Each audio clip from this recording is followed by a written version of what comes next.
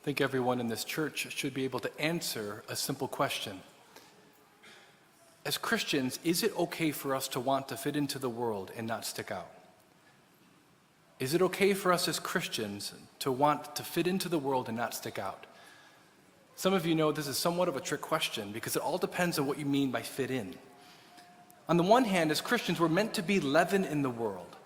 That is, in every place that we go, in every relationship that we have, we're meant to bring the goodness, the truth, the mercy, and the love of God into those places, in those relationships. And in that sense, we as Christians, if we are faithful people, that we're loyal friends, we're trustworthy, we're hard workers, we're honest, and if we are able to kind of, in that sense, be normal people that people can relate to and fit in that way, then I think the answer is yes. Because after all, we can become credible witnesses to the gospel to the extent to which we are bringing that good news and that goodness to our relationships and to those places that we live. On the other hand, if what you mean by fitting in is living like everyone else around you, by acting like everyone else around you, especially those who don't practice their faith or maybe those who don't know Jesus, the answer is absolutely not. In fact, we're meant to be different, very different from the surrounding world. And Jesus calls us the light of the world, the salt of the earth. And the light of the world and salt of the earth means that we have to be distinct and different for the sake of the world. And therefore, we'll never fit into the world because that's not the point. Sometimes we've heard this phrase, as Christians, we're meant to be living in the world, but not of the world. In today's gospel, Jesus gives to us a teaching that if we were to live out, would cause us to stick out, with the most contrast to those who live around us. And that is his teaching on love. This teaching from the Sermon on the Mount might be one of Jesus' most difficult teachings to follow. And this is what he says. You have heard that it was said, an eye for an eye and a tooth for a tooth. But I say to you, offer no resistance to one who is evil. When someone strikes you on the right cheek, turn the other one as well. Someone asks for your tunic, goes to law for your tunic, give him your cloak. Someone presses you for service for 1 mile, give a second mile. What Jesus is saying here, he's saying that you're supposed to be different from how everyone else around you is living. Right? In the ancient world, the lex talionis, which is essentially an eye for an eye, a tooth for a tooth, means that if you do evil to me, I get to do evil to you in the same way and to the same degree. This was very much common in the ancient world, and it's becoming increasingly common as we are rejecting our Christian heritage. And therefore, cycles of violence and unforgiveness and betrayal and division just keep going over and over again in history. Jesus is saying, don't be like that. I don't want you to repay evil for evil. His teaching even gets more intense. He says, you have heard that it was said, you shall love your neighbor and hate your enemy. But I say to you, love your enemies and pray for those who persecute you, that you may be children of your heavenly Father. Wait a minute, love our enemies? The Jews would have been utterly shocked by what Jesus was saying. Love your enemies and pray for those who persecute you. This teaching of Jesus kind of highlights the height to which we are called as Christians. To love not just those who love us, but to love our enemies, those who set themselves up against us, those who seek to harm us, those who have done evil against us. This is what Jesus is calling us to do. Sometimes when you talk to people who really aren't practicing their faith, or maybe people who have fallen away, you might hear people say something like this. I don't really need to go to church. I'm a good person. I haven't killed anybody. I haven't committed adultery. I haven't stolen anything big. I'm a good person. Besides that being the definition of self-righteous, by the way, I make myself righteous, our simple response could be, that's great. I'm glad you haven't killed anybody. I'm glad you haven't committed adultery. But the moral law, the height to which we're called, has never been about simply avoiding acts of grave sin. It's much more profound than that. It's much deeper than that. It's much more personal than that. Jesus is calling us to give our lives away as a gift, to love those even who hate us. That's the heights to which we're called. One of the things that I think that can happen in our life is we can kind of forget how relevant this was for the early Christians, and sometimes how relevant this is to us. Remember, Jesus was saying this to his disciples on the Sermon on the Mount, but Jesus also found himself saying, he said it, he said, "You will even be handed over by parents, brothers, relatives, and friends, and they will put some of you to death." The hatred and division is going to strike at the heart of the family. "You will be hated by all because of my name." I don't know about you, but that's one of the most terrifying statements of the New Testament for Christians. "You will be hated by all because of my name. By your perseverance, you will secure your lives." And if we put these two passages together, this passage about loving our enemies and praying for those who persecute us and persevering to the end and being hated by all, the implication is that if we do not persevere in praying for those who persecute us, in loving our enemies, we might compromise our faith in such a way that we have no enemies. We might seek to be loved by everybody and thereby not persevere to the end. You see, the truth is the measure of our love is not how we love those who love us.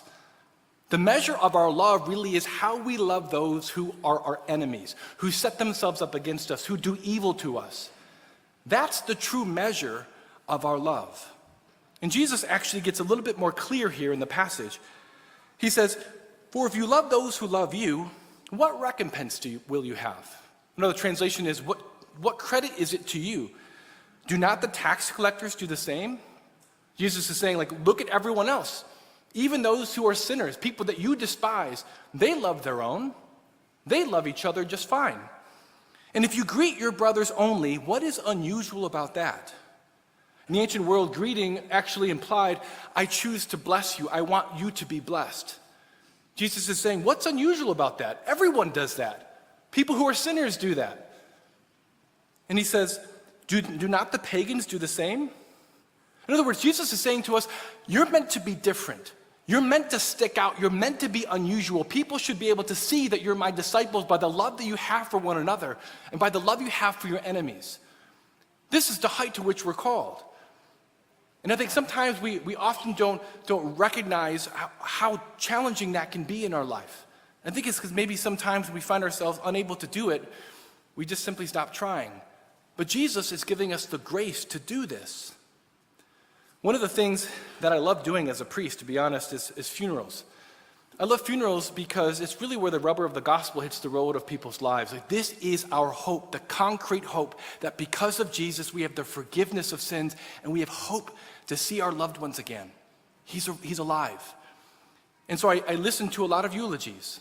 I read a lot of obituaries. And the most common thing that you see in eulogies and obituaries is, he loved his family. She loved her family. Now, I know that depending on the family member, that can be quite heroic, right? to really love our families. I know that can be, it's a challenge, right? And if we can do that well, we've accomplished a lot, right? But I often wonder, is that the measure that we should be measuring ourselves against? I mean, Jesus is calling us to more than just love those who love us, but to love those who don't love us. I mean, what about the person who loved his family or who loved her family, but inside only loved those who loved them? In fact, what about the person who would disown family members that did not love them, cut themselves off from the family, refuse to talk to them? What about those who loved only their friends and family who loved them, but refusing to forgive those who did evil to them, they gossiped about them, destroyed their reputation, chose to undermine them in everything that they did in order to take revenge on them? Or what about the person who's inside eaten away by resentment and bitterness and fantasizes on how they're going to get that person back for what they've done? Or what about the people, or what about those of us who might actually only love those who are like-minded, those who think like us, those who are part of the same social group or our group identity, but instead demonizes those who disagree with us, those who maybe perhaps are of a different political party or a different race? See, the thing is that Jesus wants us to be different because that's how the world is. This is how the world is. The world does all of that stuff. It's natural to the world, but we're not meant to be natural. We're supernatural in him. And when we live like this, loving our enemies and neighbors, it cannot help but have an incredible impact on those around us. And so as Christians, we need to remember that the most humbling and wonderful thing in life is that when we made ourselves enemies of God and chose to rebel against his love, rather than choosing to destroy us, he took that destruction upon himself in his son Jesus and loved us and prayed for us that we might live. And at the height of his suffering, he looks upon us and the whole world. Father, forgive them, they know not what they do. See, Jesus was a perfect example of being a son of the Father. Listen to the passage again. Love your enemies and pray for those who persecute you. That's what he did for us. But then it says this, that you may be children of your heavenly Father. We're made more. We're made for more than just being a person in this world. We're made to be a son or a daughter of the Father. And Jesus, as the perfect Son, loved us perfectly. And the whole point of holiness is so that we can be like God and to be one with him, our loving Father. In a few moments, those who are prepared are invited to come forward to receive Holy Communion.